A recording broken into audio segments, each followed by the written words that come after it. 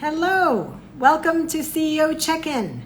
This is a great show today. We have a guest coming on. I'm super excited to hear from Atul Prashar from Sava 360.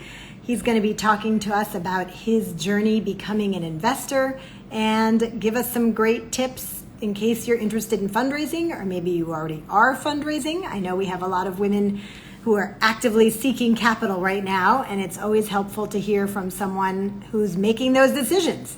Hi, Maddie. Hi, Ayan. Hey, Louisa. Oh, hey, Atul. Great to have you with us.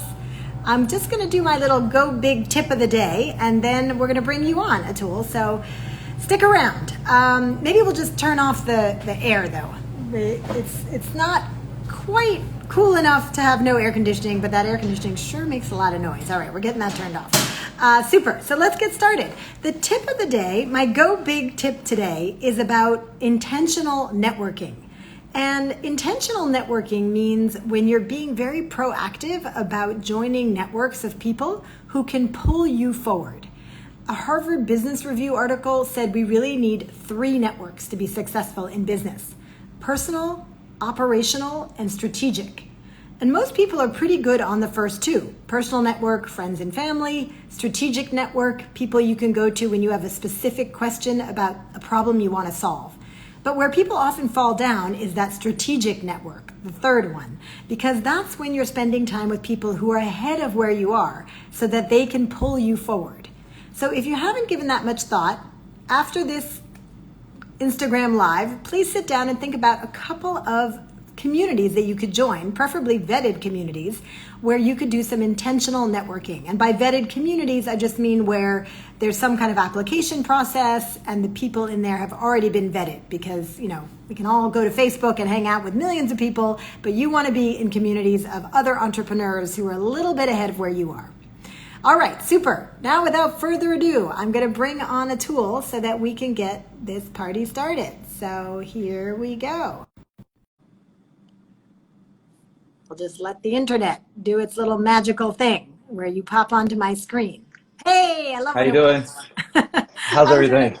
Great. How are you doing today? Great. Thanks for doing this. And that was a great intro. You're doing great work. I love it. Oh, thank you so much. I bet you do a bunch of intentional networking, right? Hanging out with people who can kind of pull you forward. That never ends, right? That's not something that you once it's and how done. we all succeed. Yeah, absolutely. And we met, I think 3-4 years ago when your book had just come out at Yes. some fundraising event or a Nexus event or something. And I remember you handing it to me.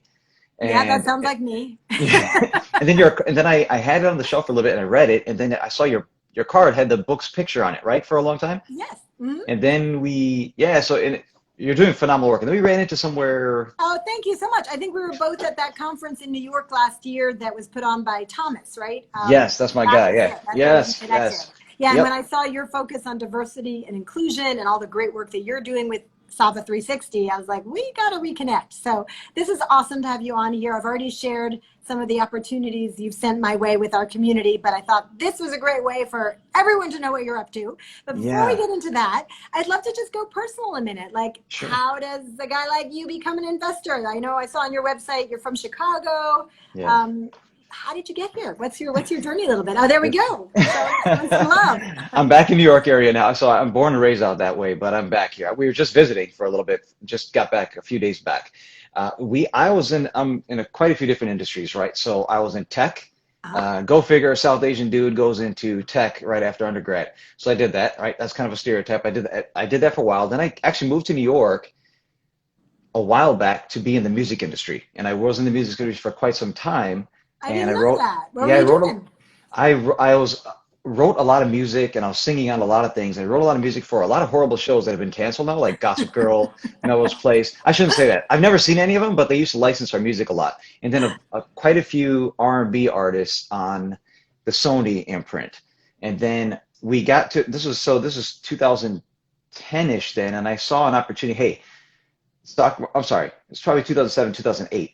You know, the music industry was kind of hitting skids, and it was trying to figure out how to evolve in this kind of new way to monetize. We were all hitting the skids in 2008. Right?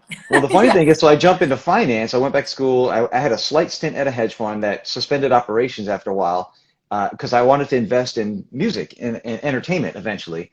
And then they both just kind of hit the skids. 2008, 2009 happened. So I had impeccable timing, but but we've now 10 years forward, it's awesome. And now we're about to launch a second fund. And So wait, what was it's the moment where you're like, I'm going to become an investor? Like, how did you have that thought? Where were you when you that first short had your stint aha? that short stint at the hedge fund, and I was going there literally to, hey, let me learn the financial modeling aspect of it so I can take it back to the entertainment industry. But it Oh, you went, didn't I think you were ended up, going to stay. You just thought no, you were and going to I, like do a little shift there and then go back to music. exactly.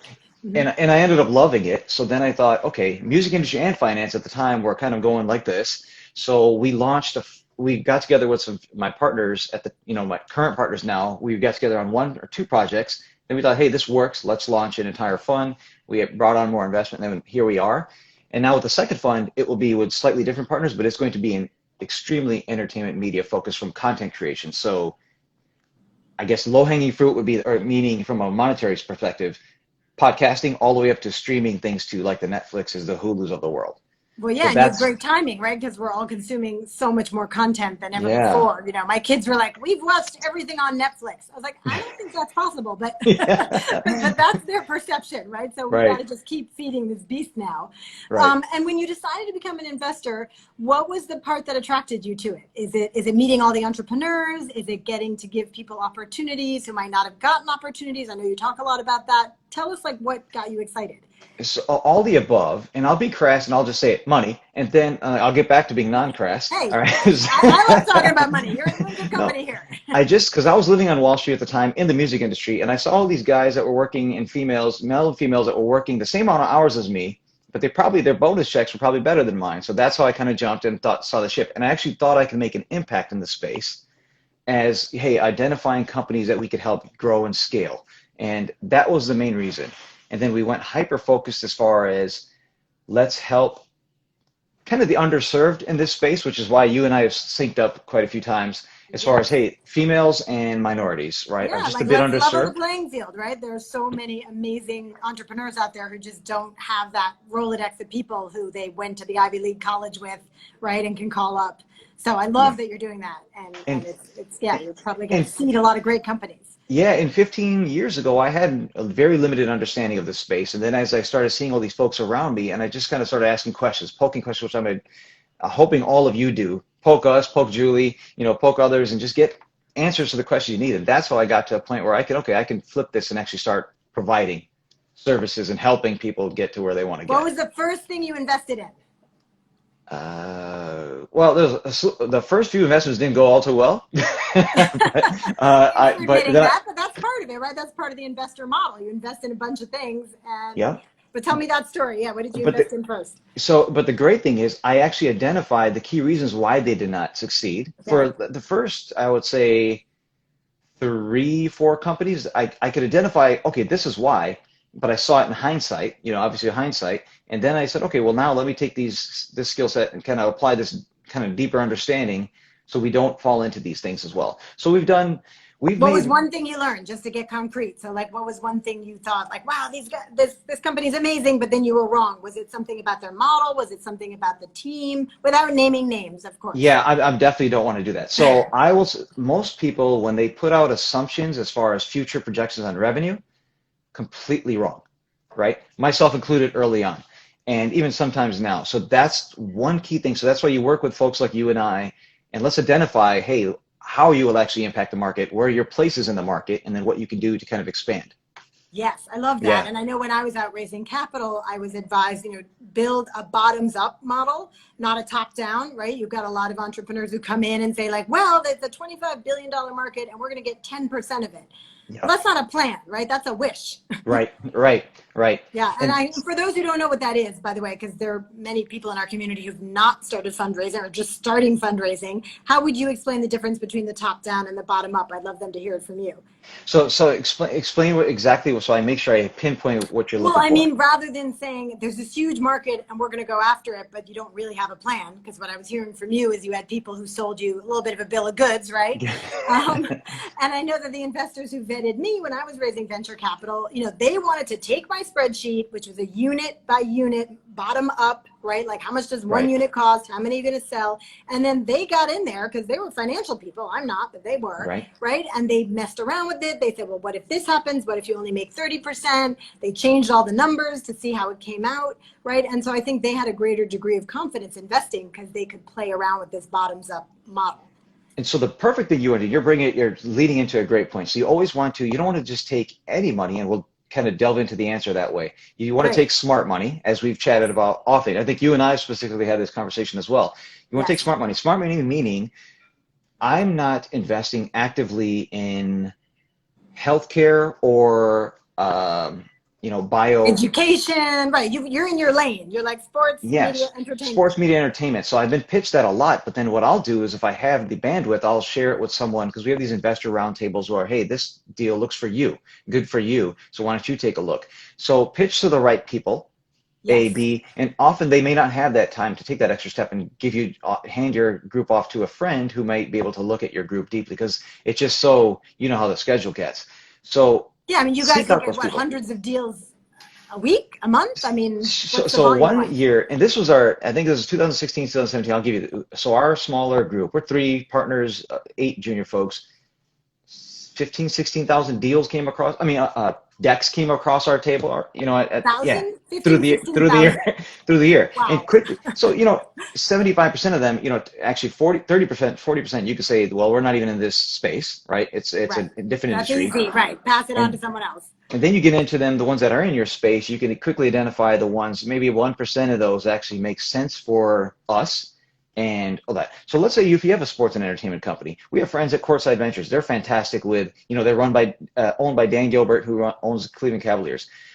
They're doing a lot in, hey, mobile tech for sports enabling versus we're looking at kind of apps with the NBA type of experience. So you push it to the right person. So not only does it be sports, but it's very centric because we should kind of quickly break down should we break down how money is deployed quickly so then people Oh, yeah, that'd understand be why we awesome. should But get in? you use the term that everyone may not know, so I'm just going to define it quickly. When you talked about smart money, it Yes, means taking capital from someone who can not just give you capital, which is great, or invest capital. Give is not the right word, invest. right. But they can also make introductions. They also have industry knowledge, Thank meaning you. that their check comes with a lot more than just the money. So that's what Atul's talking about and what's so It's valuable. So yeah, exactly. break it down for us. So let's say if there's like a $50 million fund, I do this all the time. So if you heard this, forgive me, just carry on with me. So let's say if there's a $50 million fund, I know that model well. So you would take right off the bat and you have a 10-year horizon where you're going to be together with this group for 10 years. You're going to find companies, invest them, help them grow and scale. And then hopefully the end game is IPO, exit, acquisition, whatever it is, whatever you're looking to do, secondary markets. So right off the bat, you're taking about 20% of that and parking it to the side for admin, rent, legal structure, fees, right? So with your 50 million, you're left with 40 million.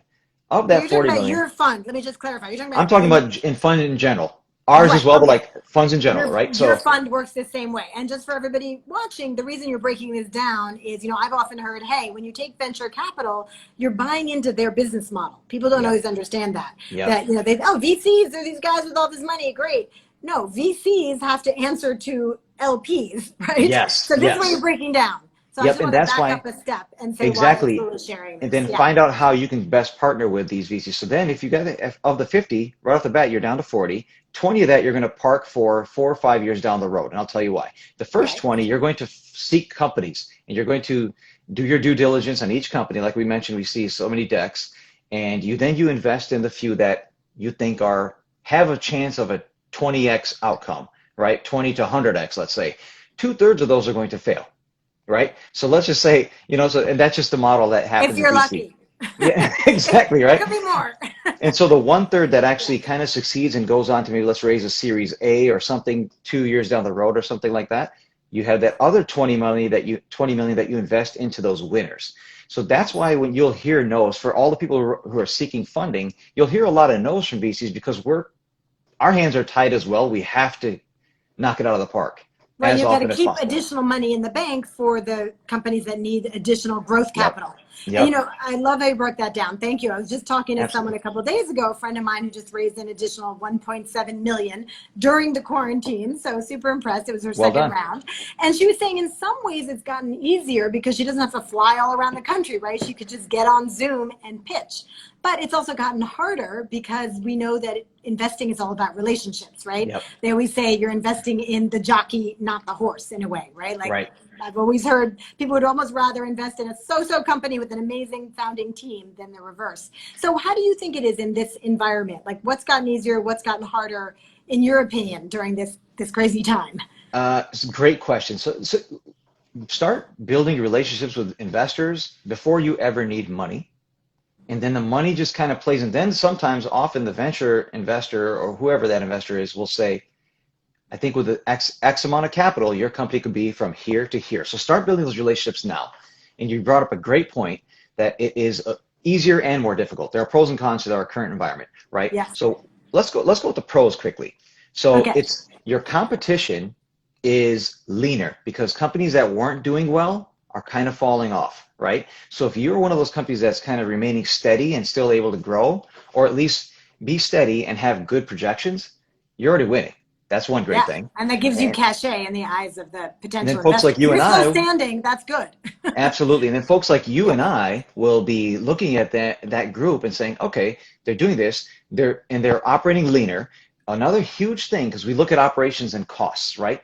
And how much it costs to your sales cycle, A, B, customer acquisition costs. But let's go back to the main one. It's excuse me, uh, you talent is truer to book value right now. So let me clarify that. So I nine don't know months what book ago, value means. You're going to have to educate me. I'll completely do that. So Okay, let's say good. if you were trying to poach someone from a media conglomerate for your entertainment centric startup, it might have Yes. cost you 200, 250, who knows, 250K per year to poach them from their great position with options and all that, whatever they have over there, Yes. to come and work with your startup 9 months ago. Right now, truer to book value means, hey, there's not a lot of capital. Well, that's a different question. There is in the markets, but in this current space, we're going to expect companies to run leaner so we can pay you truer. If the sales price was, I'm sorry, if the So true you're saying value, there's not as many like overinflated salaries in an environment like that's that? exactly where I'm Like trying to that go. doesn't That's mean? exactly where I'm trying Well, to go. and I built my company in a recession, Little Pim, my language teaching company, and I was able Yeah. to recruit a top CFO from Disney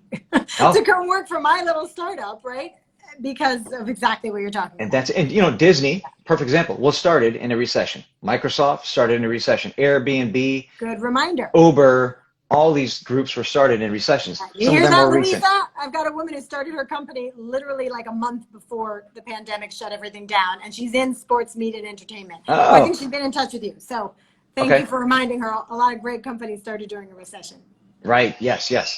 So that's a big key, right? Yes. And you, And you're sharing so much wisdom here, but people may have specific questions. So Louisa wrote yes with 3 exclamation points. She's not going to be daunted by starting her company in sports, media, and entertainment. She's no, literally in go all for it. three, which Go all for it. got, completely shut down during this time. But she has a strong mindset and a great idea, and I'm not worried about her. So yeah, let's keep going with the positives and the negatives. And then I'll see if Yeah. there's some questions too from folks who are watching. So the negatives, it is hard to, so if you're starting right now, it is hard to get started because people are trying to figure out, hey, we don't even know how the entirety of how this thing is going to impact us. White collar jobs haven't started receding yet, but they kind of have started, but it probably will begin happening. That's just an unfortunate fact of this entire kind of ecosystem we're in. So that's going to take some time. And as that trickles down, then it shifts around the markets and then it impacts us as well. Okay, there's new talent available. They may be willing to take a chance on something that they've always wanted to do and do that. So you partner with those. And so that's why I say start building your relationships as soon as you can, because right now I could go to my friends who have been mentioning ideas to me saying, you should act on that, or let's ramp it up right now. But if I'm meeting you for the first time, we have to get to know each other and do all that. But if I've known you for 2, 3 years, let's move. Let's go.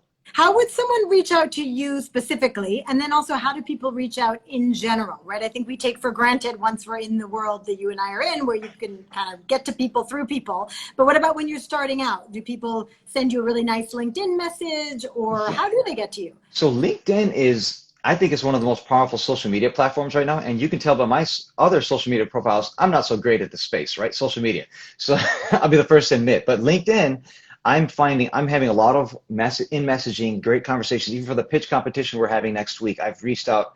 I've met a lot of folks. I posted it and got a lot of feedback. And we found, I think, one or two companies that might fit into our Awesome. thing. So you're on LinkedIn. I think you're on Twitter too, right? You hang out on On Twitter a Twitter, bit. I'm somewhat on Instagram. Our podcast is on here as well, so we're doing a lot there. Cool. I But found like a lot of guys are mainly on Twitter and LinkedIn, and then a lot of women are more on Instagram and Facebook. I'm just making huge generalizations okay, here because, of okay, course, women are on all of those, but I have way fewer guy friends who are like really active on Instagram. is I don't that know. true? Okay. Have you noticed that or no? That's just me. I just see everyone across gender, non-specific. They're all just better at it than I am, right? So I'm seeing all my friends are on here. A Right. lot of them are on here. I don't know how active they are. A lot more, Well, but hey, you you know saw what? my post and you commented on it. You're all good. That was We a have big the thing for same me. thing. That was a big thing for me to learn how to do. That was awesome. You're right with No, it. but you reach out to me through via LinkedIn, sign me, and I post updates. So I'm going into a deeper dive on how to actually get acquired with a presentation tomorrow. I'm doing it. A partner tomorrow is Fiverr, so I'll send you the link for Oh, that very tomorrow. cool. So people can So come to your presentation tomorrow absolutely, with Fiverr. Oh, about how absolutely, to and get that's an acquired. hour That would be long. awesome. Yeah, and we'll go Yeah. deep into the weeds on that one, and But there'll I be do want to get back to graphs. this question. Sorry to interrupt, but Yeah. I'm sure people are thinking like, well, okay, great. Go make friends with a bunch of VCs. Like, what does that mean, right? So break it down. Like, how do Okay. people actually like make these connections before they really need the money? Simply reach out, and the old adage is, hey, hey, when you ask for advice, you get funding. When you ask for funding, you get advice. Everyone's asking for Totally. funding all the time, and it's not that we want to say no. Actually, we do want to say no because we can't say yes to everybody. We'll be broke, right? So, and then we'll have limited impact on any one of these companies if we keep saying yes to everybody. So we have to be highly selective. So start reaching out, saying, I noticed you, and start following them, reach out, react to their comments, and then you can develop relationships with them.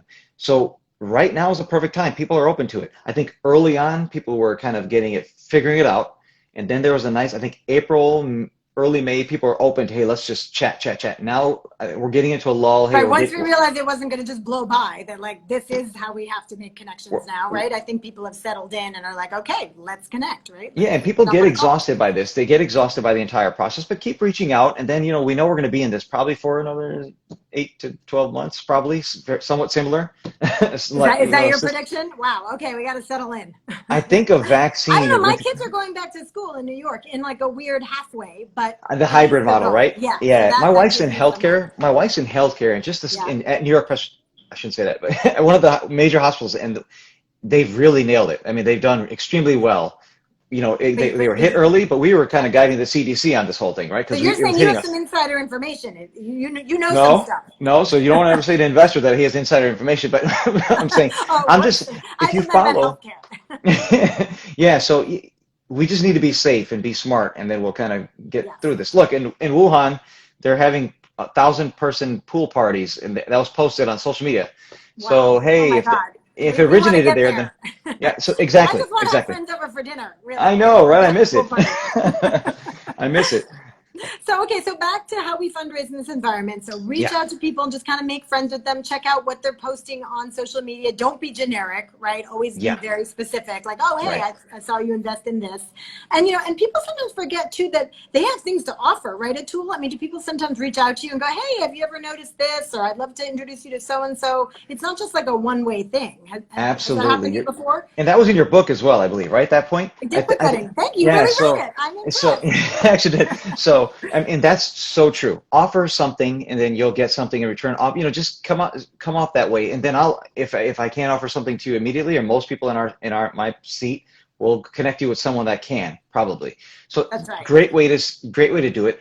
Do look at their previous investments or their previous exits or whatever it is, because that way you'll be able to identify that A, I should align with this person. B, maybe they're not the right person for me. Maybe they can introduce me, or I should put my energy somewhere else. Right, and they Smart can money. get creative too, right? Like I was on your website this morning and I was like, oh, he's from Chicago, right? And there were like things you were posting about. Someone could write and be like, hey, I went to school in Chicago, love that Yep. town. How often do you get back, right? You just drop me anything positive about Michael Jordan. We're good. We're gonna hit it. We're gonna be best friends. That's We know the highway to your heart now.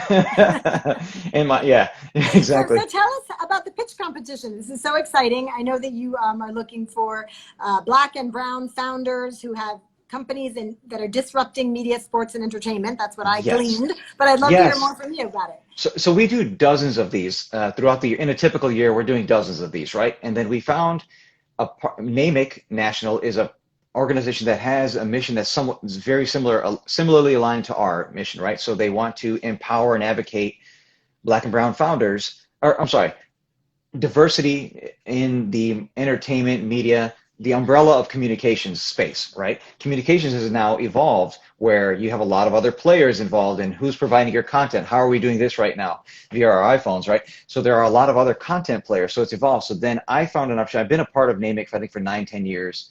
A dear friend of mine got me into it early on. And then 5, 6 years ago, I approached NAMIC National, the head company, the parent company, and said, your audience craves what we're trying to do, because I was on the NAMIC New York board here, and we knew they wanted entrepreneurial content, just aside from the Disney, Comcast, whatever else they're doing. So Comcast has come on, and they've been a sponsor for the previous, I think, the last 2, 3 years, and they've been amazing.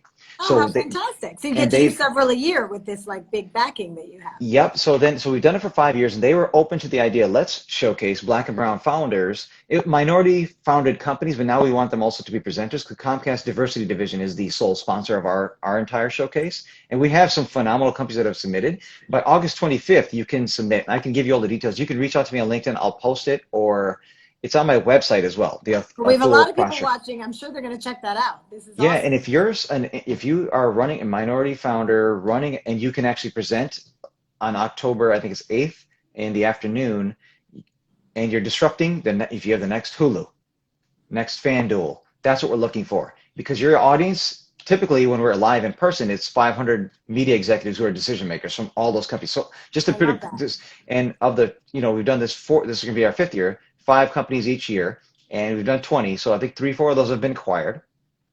That's a pretty good rate. Congratulations! That's an amazing ratio. Yeah. And not maybe right in that room right away, but let's just say that's the kind of company we're putting in front of this audience, because they're very, very high level.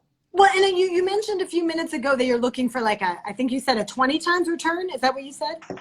20 to 100x, whatever you can 20 to 100x. So there's an interesting gender thing that goes on here. I'd love to talk to you about a minute. So I coach a lot of women who are seeking to fundraise, and they come to me with these amazing ideas, and then I'll look at their finances and they're like, yep, by 2025 we're going to be at 7 million.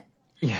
I'm like, you know what? Every investor who looks at you, they're going to look at that number, which I know sounds big for you where you are right now, but they're going to give it a 30% haircut in their mind. Right? At least. At least, right? Okay, thank you for confirming this. And the way I always explain it to them is that, fundraising is a dance, and it's a dance that's been going on for a long, long time.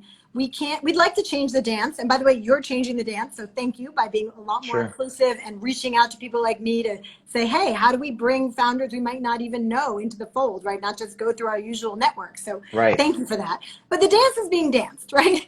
And the dance is that you have to really project a huge win, or it's not going to be of interest to the investors. So you said 10x. I've often told women, like, venture capitalists are looking for minimum 5 to 10x. Talk to us about this for a minute. Like, how can people navigate this seeming kind of paradox of like, well, wait, I have to put this huge number out there. What if I don't know how to get there?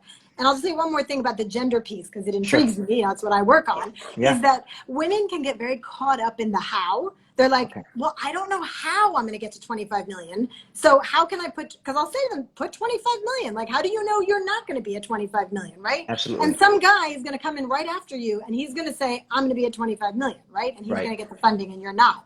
And he doesn't know any more than you know.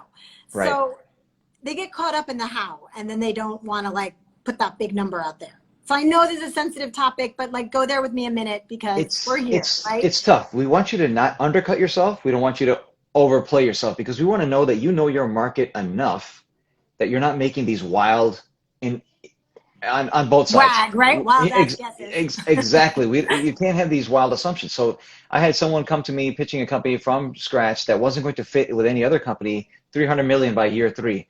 I gotta go. I can't do that, right? So I knew smart person too, just had the assumptions out of whack. So you have to really look at how you can peg into the market. So we actually that's why we look at your entire history, as far as what's your experience in this industry, what have you done, your success rate, who are the other people in your team. We really invest in the team more than the idea. And you know this. well. So That's the jockey because and the horse, right? It's like you can exactly have an because the amazing horse. If the person riding it doesn't know what they're doing, you're not going to win. yeah, because when Yeah. people like you come on board, and hopefully you're aligning with the right people. If we make sense for your company for us to partner, we'll identify ways that hey, this is the better path for you, right? So That's the smart part of the smart money. it's exactly it. So we align with the right people, and the idea is going to evolve. When you align with folks like us, we'll see ideas that you probably were missing. We get into the fine details. Like this is another revenue stream you should have been launching at the same time, or a better revenue stream for you. And so let's slightly Yes. pivot. The ideas. Look at most of the major companies. All of them have pivoted. That started as startups, began as startups, right? Every one of them has pivoted, right? So That's a good point. just Yeah, be Airbnb, open to right, it. had to make huge changes early on. I Exactly. mean, there's so many examples of that. I love that. That's super helpful. So, Yeah. and when they're looking to kind of have that big number, Yeah. so I often suggest like, well, look what competitors have sold for, right? Maybe there's Yes. somebody in your space who's already exited, and you Yeah. can look at those numbers. How can, if they're having trouble kind of with that dreaming bigger, right? Where this is the go big community, I'm trying to help women go bigger. Where could they get some of that information So as how big it could be? there are a lot of decks that are widely available. Like so, some of these successful companies have put their initial pitch decks online, and then I've you seen can kind of Uber's, right? Uber's is out there floating Uber's out around. there. Yeah. Yeah, I just mentioned, Mhm. and then there a lot of them are out there. So just you can find those out there and just extract from them what makes sense for you and pertains to your model. But just if you take an educated guess and can back it up with numbers, we know the numbers are going to shift. That's fine. Just don't be way over and too low or too Right. Not, high. not 300 That million by year three. yeah, and just Yes. and because we know what. Guess what? You didn't identify this other market that would have segment of your market that's going to bring in another 10, 12 million in revenues. After cost, it might be a 2 million to your bottom line. Whatever it is, we're going to see those with you. So just give me a good business model with a good number structure that you clear pathway to how you identify that number, and we should be good. It's not. I know it sounds simplistic what I'm saying, but that works.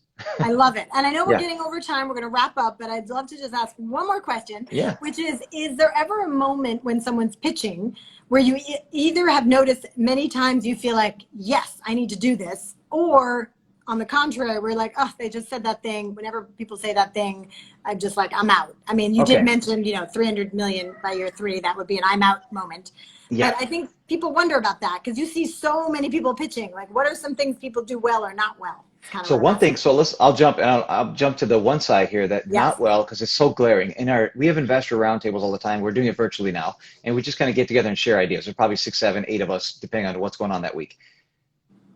Don't come and say this is one term we are the Uber of X industry. We are the Uber of that. That's a big turnoff, and just because we've heard it carry the 3 times 4 a billion times each, right? So we just heard it so many times.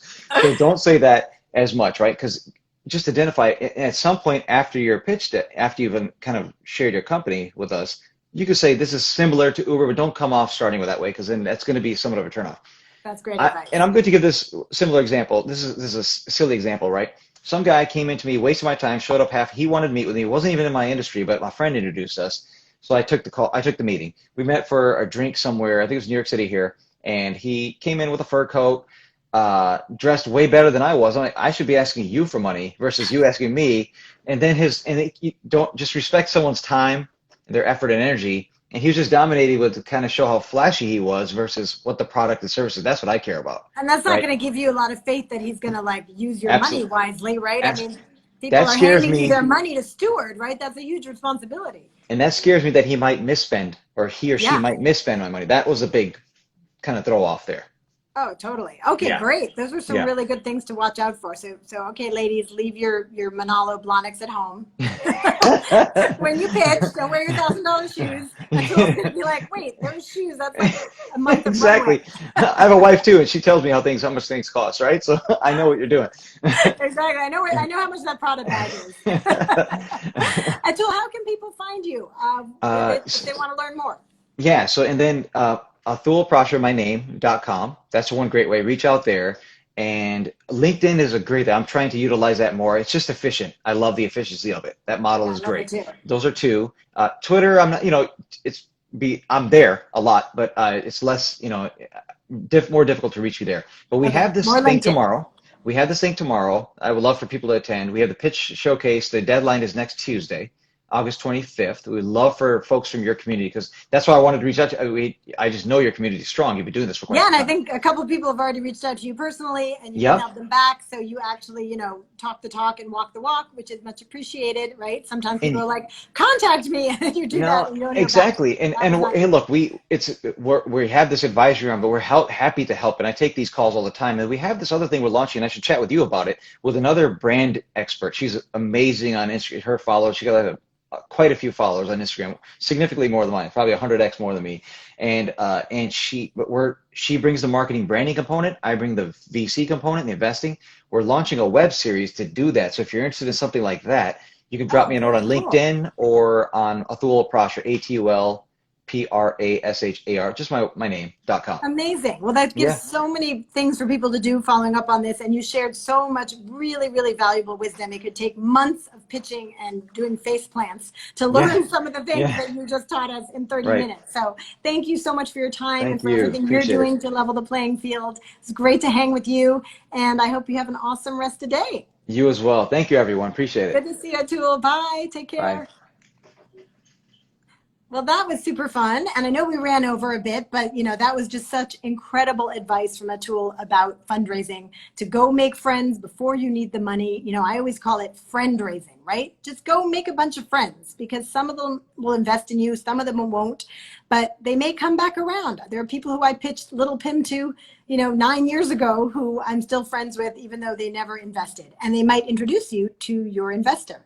So there's a lot of wisdom in here. Maybe go back and rewatch it and take some notes if you're out there fundraising, and check out Atul's Sava 360 and his pitch competition and all the great things he's doing to help level the playing field. Have an awesome afternoon. Stay brave and go big. And I'll see you Monday. Bye.